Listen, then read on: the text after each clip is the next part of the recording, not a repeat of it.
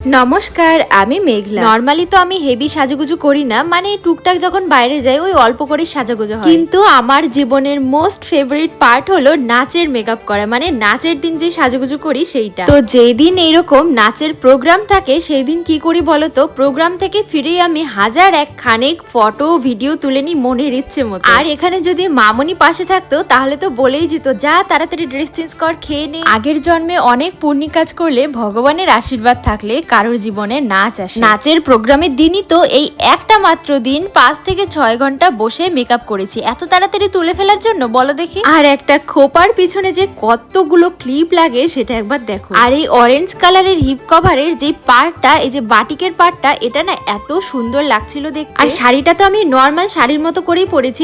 এই যে আঁচলটা, সেটা আমি আঁচলে না দিয়ে এটা জাস্ট কোমরে বেঁধে দিয়েছি। আগের দিনের ভিডিওতে শুক্লা, রিনা আর তৃষা এই তিনজনের কমেন্ট আমার দারুণ লেগেছে। আগেই বললাম এতক্ষণ ধরে মেকআপ করেছি, তাই মেকআপটা তুলতেও খুব কষ্ট হচ্ছিল। কি আর করা যাবে বলো। মেকআপটা পুরোপুরি তোলার পরে ডট অ্যান্ড কির ময়শ্চারাইজার লাগিয়ে নিলাম, তারপরে আর কি ঘুমিয়ে পড়লাম। ও না, রাত 12:30টার সময় ভাত খেয়ে তারপরে ঘুমালাম। তো চলো, রাধে রাধে।